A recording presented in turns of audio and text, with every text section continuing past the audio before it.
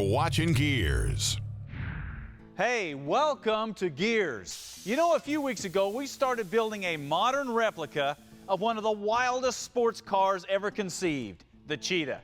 Now, for those of you that happen to miss it, the Cheetah was dreamed up by veteran racer Bill Thomas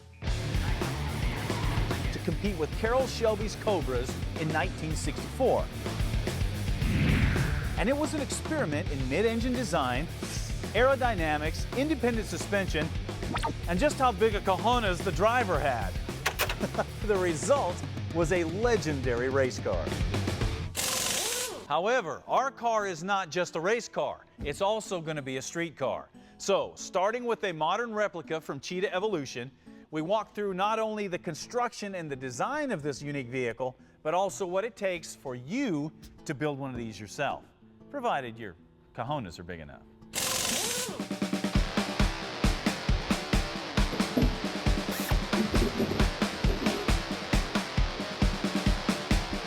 The first step was to get the chassis, suspension, and brakes all put together and bolted in place. The next step was to lay out the drivetrain.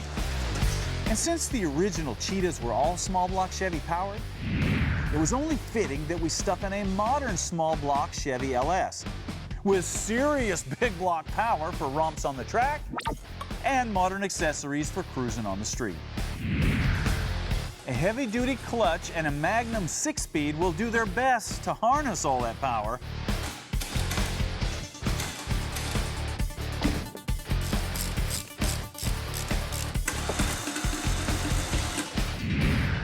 And in spite of the short 90-inch wheelbase, it all fit in the chassis like a glove.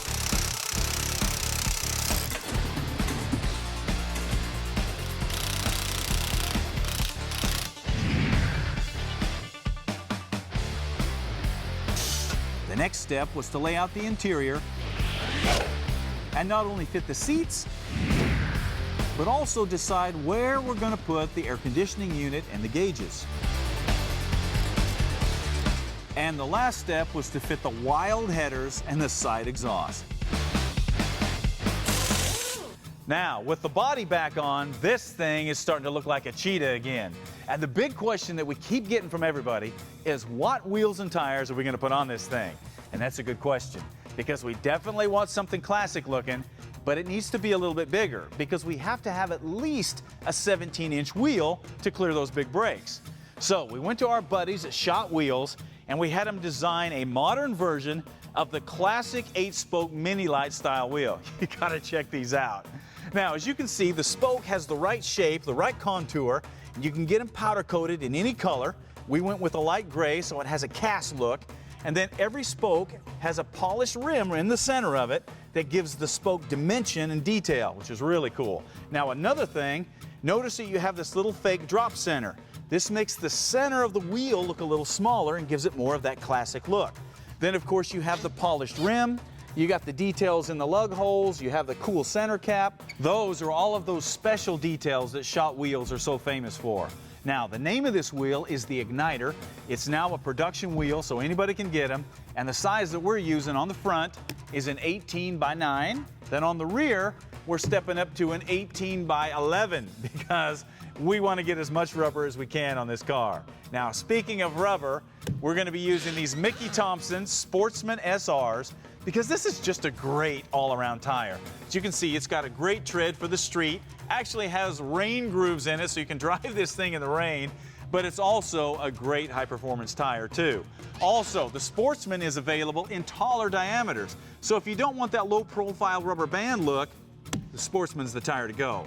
Now, the size we're using on the rear, 28 by 12, and then on the front, a little bit shorter, 26 by 12. That's going to put plenty of rubber on the ground with that little cat. That's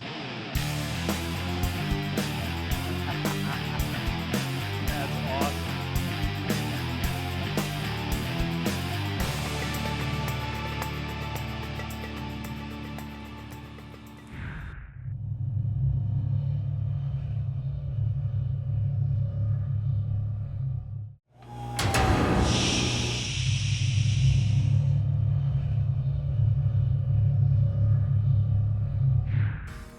Okay, we finally got wheels and tires on the Cheetah, and as you can see, this thing is gonna be wicked. Now, we're gonna turn our attention to another area that's missing, and that is the induction system. Now, on a car like this, you want something that's gonna have a visual pop as well as a pop when you hit the throttle. So, we went to Hilborn and got one of their 8-stack electronic fuel injections. Now, Hilborn's been building fuel injection for a long time, so they've got it dialed in. And you can get these in different stages.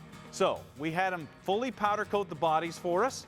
Then we had them install the injectors, the fuel rails, the throttle shafts, everything. So literally all we have to do is bolt these in and plumb it up. But first, we'll paint the center valley cover since now it's going to be seen and not hidden under a manifold once the 8-stack is in place. Then, using some aluminum flat stock, we fabricated and polished up a bracket to mount the vacuum manifold to the valley cover.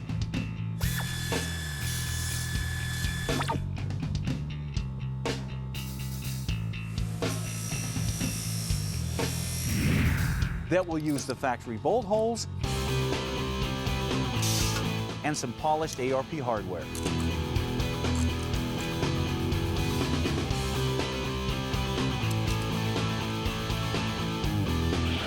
Now we're ready to bolt on the injection. Now, since it's in 2 pieces, all we have to do is put on our gaskets and bolt them to the heads.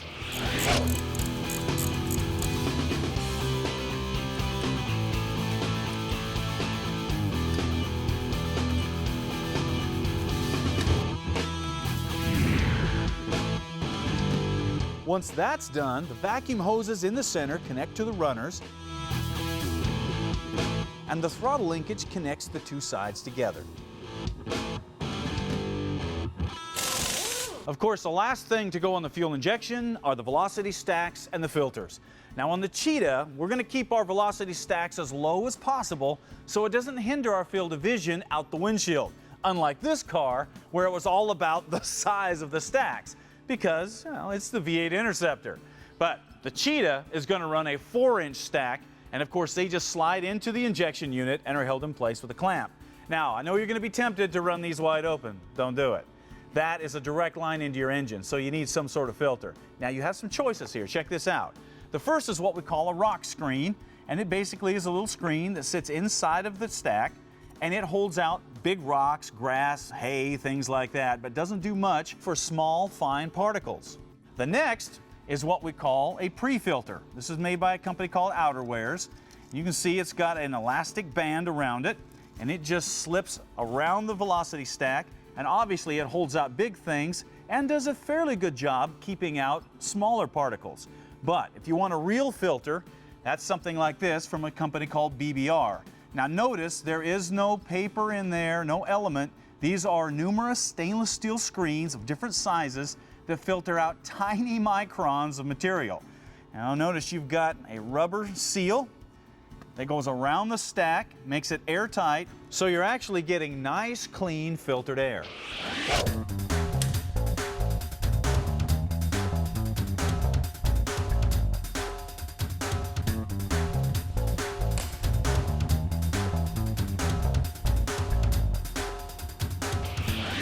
And that takes care of our fuel injection.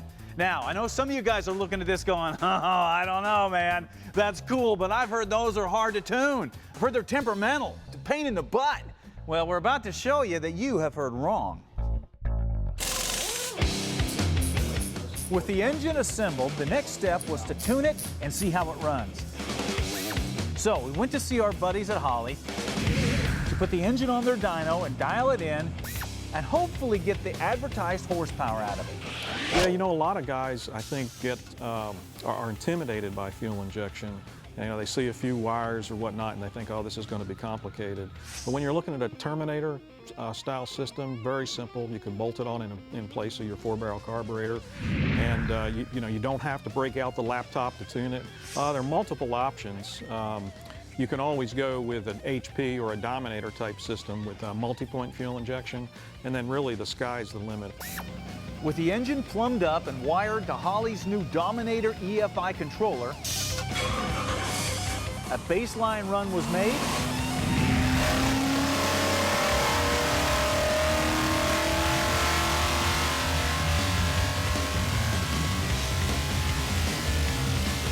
And then the tweaking began. Now, you think you can get more out of it? Yes. The timing's really conservative. Yes. Okay. So I'm sure there's another 10 to 20 horsepower there. Really? Yeah. So you think you can get 650 out of this thing? Maybe more? Wow. Maybe. Maybe? Maybe. It'd be close. Yeah. Well, it's only rated 620, so anything over that is awesome.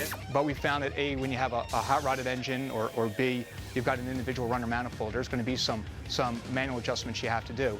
But you can either A, start out at a chassis dyno or engine dyno, work the wide open throttle, then back into your part throttle. Or in most cases, you know, we can set up with a base program, and then you can actually drive the car and let the self-tuning do most of its magic, and then touch it with the laptop from there. After a few runs for tuning, the engine ripped off an easy 635 horsepower and 600 foot-pounds of torque, pushing the engine past its advertised 620 horsepower with no problem. Depends on, you know, whether or not you're using a turbo or a supercharger or what your cubic inches would be. There really is no practical limit from the standpoint of horsepower on those systems. With the horsepower numbers established, the next step was to fine-tune the injection for reliability, drivability, and throttle response. And after a short period of time, the motor was all buttoned up, adjusted and fine-tuned, and ready to go back into that tiny 90-inch wheelbase car that proves once and for all that this project is indeed insane.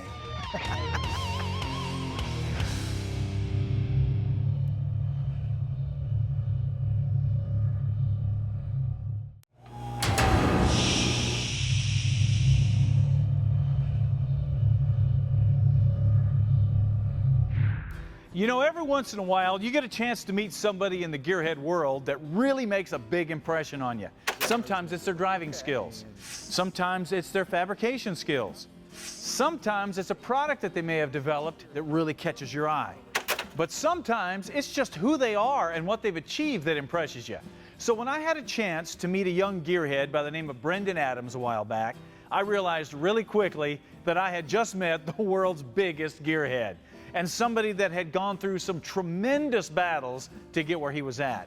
Battles that you and I, we can't even imagine having to fight. Take a look. Born in the Pacific Northwest to an average working class family, Brendan was a typical baby, weighing in at just over 7 pounds and 19.5 inches tall when he was born. But when he was 8 months old, he started to grow, and that was not so typical. In kindergarten, and my kindergarten teacher was probably all of 5 foot, and I was taller than my kindergarten teacher in kindergarten. So I was at least 5 foot in kindergarten, and so I was probably around 6'3" by 4th grade. Due to the rarity of his disorder and the incredible stress it was putting on his body, the doctors weren't too optimistic on Brendan's future either. They couldn't give me a life expectancy. They didn't know. So it's up in the air. They still don't know. So it's day by day. But through it all, Brendan just took it in stride and kept moving forward and upward. I know it could always be worse. There's a lot of people out there that have it worse off than I do. And just, if you have a dream or something, don't let anything stop you, just go for it. That's why I have my tattoo that I have. It says dream big. If you have a dream, there's nothing that can stop you. There's people who have been to the moon. There's Bill Gates is as rich as he is now, but you can do anything you set your mind to. Don't let anything stop you. Making the most out of every day he has, Brendan continues to hone his skills to become an automotive designer. My dad had a really good friend. His name's Mike McIntosh. He lived in town. My dad would always go to his house and work on something, and he'd take me along with him occasionally. And he had this sandrail that was sitting in the middle of his shop, and I'd always sit in it and mess with the steering wheel. I was about 3 years old and just grew from there. I was always, as a kid, just doodling around, drawing cars. I think the first car I ever drew was the General Lee. And I don't know, I'd always mess around with it. I'd put a lift kit on it, big shots and stuff like that. Everybody would tell me, oh, that's awesome, I can never do that. And I said, well, you just need to practice. That's all it is. Now, even though his hands won't allow him to hold a pencil in a normal way, in typical Brendan fashion, he developed his own style of drawing. And this is always how I wrote my papers for school and everything, just like this. And so it's always worked out for me. There's, like I said, there's always a way to do something. You just gotta figure it out. And now he does drawings and renderings for other gearheads. So it makes perfect sense to have Brendan do a rendering of our Cheetah project for us, because there's a lot of similarities here. The Cheetah was conceived totally out of the box and made a big impact on the automotive world. Everything about Brendan is out of the box, and he can't help but make a big impact everywhere he goes. Not just in the way he looks, but in who he's become, the world's biggest gearhead.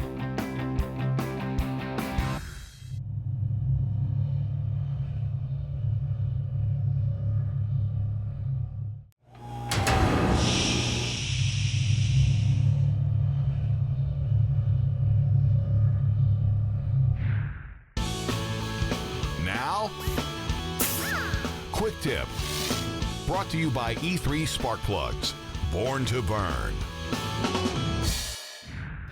If you work on cars very much, you know it won't be long until you've got to replace some gaskets and seals. Now, on things like intakes, carburetors, exhaust, it's no problem, just grab some gaskets and put them on. But when you venture into the nether regions of a rear end or hubs or transmission, that's when people get strange about replacing a gasket or a seal. Usually because you have to special order them, and then you have to wait a few days for them to come in. So instead of waiting, they get impatient and they do what we call the finger test, where they go around and go, oh, that feels pretty good. Or for gaskets, they just goob on some silicone and hope that it seals up. This is not the way to do it. Gaskets and seals are there for a reason, and you don't want to reuse the old stuff. Wait for the new ones to come in, because if you reuse the old stuff, it will leak on you, and then you get to tear it all apart again, and that really is a waste of time. If you'd like to learn more tips to make your life easier in the shop, check out the tips page on the website. And now, Parts Bin, brought to you by Heartthrob Exhaust, where technology and craftsmanship come together. You know, with everybody getting into road racing and autocrossing these days, one thing you need to look at is your oil pan. Because if it's not set up for that hard cornering, you're probably going to starve your engine of oil. Fortunately, Dan Olson Racing Products has got an oil pan to help you keep that from happening. Check this out. This is for an LS engine. As you can see, it's all aluminum construction, TIG welded together, and it's super low profile, so you're not going to bottom out if your car is really low. But they keep the capacity up by putting on the side tanks, so you still can run a high capacity amount of oil. But the magic happens inside, because when you look at the baffling and the trap doors that are in here, these are designed to keep the oil on the pickup tube no matter what kind of cornering or acceleration that you might be doing. Of course, it comes with the windage tray and the pickup tube and everything that you would expect from a high-performance oil pan. You know, there was a time you only saw Dan Olson stuff on race cars. Now you're starting to see it on street cars, and for good reason. This does the job.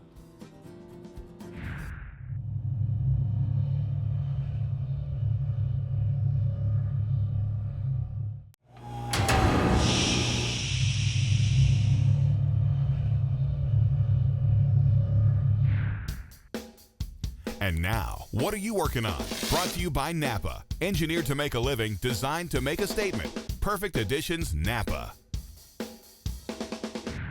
Today's What Are You Working On comes from Paul Williams from Gillette, Wyoming, and his project is very unique. It's a 1950 Chevy, but his family bought it brand new, and it's been in the family ever since. Now, it was first hot rodded in the 1960s, and with the 283 and 3 deuces, Paul knew that was the car that he wanted to get. It was just going to take him a while to get it, because it had to go through aunts and uncles and cousins and brothers and all that stuff. But he finally got it from his cousin, and the first thing he did was he slapped in a 350 and a 4-speed. He put in a Nova rear end and a Nova front subframe to get disc brakes and power steering on it, and then he just drove it. Now, after a few years, he decided he was ready for a little bit more. So he stuffed in a 454 and went racing with it. Now on the inside, check this out. He kept the muscle car look with white Chevelle bucket seats, a black dash, and of course the barefoot gas pedal that we all had to have. Now on the outside, Paul had the car in black primer with red wheels for a lot of years. But after a while, he got tired of that, and so he decided, I'm going to paint this car. There was only one problem. Paul had been declared legally blind, but he said, what the heck, I'm going to paint this car anyway, and he did.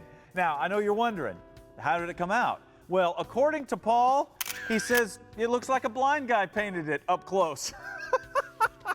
But he said at 10 feet, it doesn't look too bad, so we're going to go with it. Also, he decided he needed more power, so now he's building a 496 stroker to go in it so his kids can enjoy it because he can't legally drive the car. You're doing it for the kids, right? Paul, this is a great project, and man, you are an inspiration because you keep hot rodding even after being legally blind. So, we hooked up with our buddies at Napa Auto Parts, and we're going to set you up with a Perfect Additions toolbox, either for your shop or for your truck. All you've got to do is go on their website, check out the box that works for you the best, tell them what you need, and they'll ship it to you. Also, we're going to set you up with one of our project planning books so you can document everything you've done to that car and all the stuff you plan on doing to it. Also, we're going to set you up with one of our new Gearz t-shirts so you can show everybody that you are a true gearhead. Now, the rest of you guys, if you want to get in on this, get your car featured on the show, all you got to do is go on the website, go to Gearz Nation, fill out a profile, and let us see what you've got. We pull all of our What Are You Working Ons, all of our On the Road segments right off of Gearz Nation. All right, that takes care of it for us for today. Don't forget to check us out on Twitter and Facebook and all that social media, because only that way can you see what's back there. We'll see you next time.